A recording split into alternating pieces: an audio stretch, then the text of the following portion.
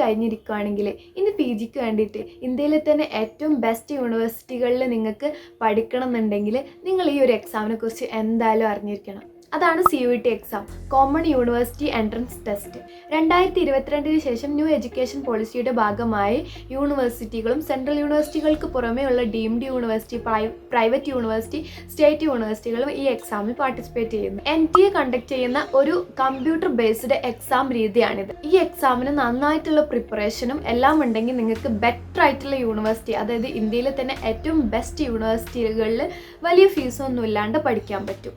Central യൂണിവേഴ്സിറ്റിയിൽ പഠിക്കുന്നു എന്നുള്ളൊരു എക്സ്പീരിയൻസ് വെച്ച് പറയുകയാണെങ്കിൽ നമ്മൾ ശരിക്കും ഒരു പ്രാവശ്യമെങ്കിലും, അതായത് എന്തായാലും നമ്മൾ സ്കൂളും കോളേജും എല്ലാം നാട്ടിൽ പഠിക്കുകയാണെങ്കിൽ പി ജിക്കെങ്കിലും നമ്മൾ ജസ്റ്റ് ഒന്ന് കുറച്ച് മാറി നിന്നിട്ട് പഠിക്കുന്നതും ബെറ്റർ ആയിരിക്കും. ഇനി നിങ്ങൾക്ക് യൂണിവേഴ്സിറ്റികളിൽ ഏറ്റവും ബെറ്റർ യൂണിവേഴ്സിറ്റി കിട്ടുകയെന്നുണ്ടെങ്കിൽ അതിനനുസരിച്ചുള്ള എക്സ്പോഷറും നിങ്ങൾക്ക് കിട്ടും.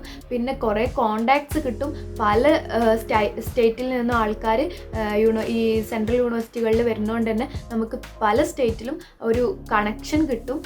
പിന്നെ നമ്മുടെ ഒരു ബെറ്റർ ഫ്യൂച്ചറിന് സെൻട്രൽ യൂണിവേഴ്സിറ്റിയിൽ പഠിക്കുന്നത് നല്ലതായിരിക്കും.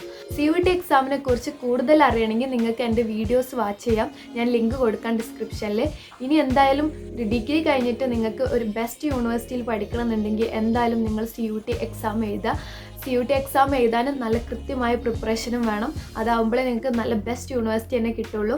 കാരണം ഇതിൽ യൂണിവേഴ്സിറ്റികളിൽ ബെസ്റ്റും ഉണ്ട്, അതിൽ താഴ്ന്ന യൂണിവേഴ്സിറ്റീസും ഉണ്ട്. അപ്പോൾ നല്ലത് തന്നെ കിട്ടണമെന്നുണ്ടെങ്കിൽ നിങ്ങൾ അതിനനുസരിച്ച് പ്രിപ്പയർ ചെയ്യണം. CUET എക്സാമിൻ്റെ ഒരു സ്ട്രക്ചർ എന്ന് പറഞ്ഞാൽ 4 സബ്ജക്ട്സ് ഓരോരുത്തർക്ക് ചൂസ് ചെയ്യാം. പിന്നെ ഒരു മെയിൻ കാര്യം എന്താ വെച്ചാൽ ഇത് ഓരോ വർഷവും ഓരോ ചേഞ്ചസ് വരുത്തിയിട്ട് ഇങ്ങനെ ട്രൈ ചെയ്ത് നോക്കണം. കാരണം കുറച്ചായിട്ടുള്ളൂ ഇത് തുടങ്ങിയിട്ട്. അപ്പം ഈ ഒരു എക്സാമിന് ഇങ്ങനെ അവർ ചേഞ്ചസ് കൊണ്ടുവരികയാണ്. ഇപ്പോൾ ഒരു വർഷം ജനറൽ ക്വസ്റ്റ്യൻ ഉണ്ടായിരുന്നു, പിറ്റത്തെ വർഷം ജനറൽ ക്വസ്റ്റ്യൻസ് കിട്ടില്ല.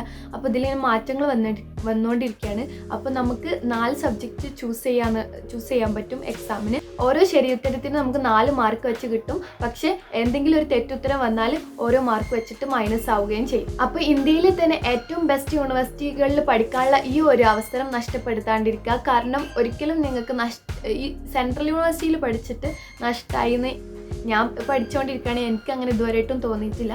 അപ്പോൾ നിങ്ങൾ എന്ത് ചെയ്യുക, എന്തായാലും ഈ ഒരു അവസരം ഉപയോഗപ്പെടുത്തുക. ഇതിനെക്കുറിച്ച് ഡീറ്റെയിൽ ആയിട്ട് അറിയണമെങ്കിൽ എൻ്റെ വീഡിയോസ് വാച്ച് ചെയ്യുക. ഞാൻ സെൻട്രൽ യൂണിവേഴ്സിറ്റി ഓഫ് ഹിമാചൽ പ്രദേശിലാണ് പഠിച്ചുകൊണ്ടിരിക്കുന്നത്. അതുകൊണ്ട് കൂടിയാണ് ഞാൻ പറയുന്നത് എന്തായാലും ഈ ഒരു അവസരം യൂസ് ചെയ്യുക. പക്ഷേ ഇതൊക്കെ central university of Himachal Pradesh ഇതിൽ ക്വാളിറ്റിയുള്ള വരുന്ന യൂണിവേഴ്സിറ്റി അല്ല, അതിലേറെ മുകളിൽ വരുന്ന, അതായത് ടയർ 1 ടയർ 2 ഒക്കെ ഞാൻ എൻ്റെ ഈ വീഡിയോയിൽ പറയുന്നുണ്ട്. അപ്പോൾ നിങ്ങൾ അതിൽ ടയർ 1ലുള്ള യൂണിവേഴ്സിറ്റി കിട്ടാൻ തന്നെ പ്രിപ്പയർ ചെയ്ത് സെറ്റാക്കാം. എന്നാലേ നിങ്ങൾക്ക് അതിൻ്റേതായിട്ടുള്ള ഗുണങ്ങൾ കിട്ടുള്ളൂ. അപ്പോൾ ഞാൻ എന്തുകൊണ്ട് ഇവിടെ പഠിക്കണമെന്ന് നിങ്ങൾ വിചാരിക്കും. ഒന്നുമില്ല, എനിക്ക് മെയിൻലി ഞാൻ ഇങ്ങോട്ട് വന്ന തന്നെ ഹിമാചൽ പ്രദേശിനോടുള്ളൊരു ഇഷ്ടം കൊണ്ടാണ്. അപ്പോൾ നിങ്ങളങ്ങനെ നോക്കണമെന്നില്ല, പഠിക്കാനുള്ളൊരു ഫോക്കസ് ആണെന്നുണ്ടെങ്കിൽ എന്തായാലും ടയർ 1ലുള്ള അടിപൊളി യൂണിവേഴ്സിറ്റീസ് തന്നെ കിട്ടാനുള്ള പ്രിപ്പറേഷനും കാര്യങ്ങളൊക്കെ നടത്തി CUET എക്സാമിന് അപ്രോച്ച് ചെയ്യുക. അപ്പോൾ ഓക്കെ, ബൈ.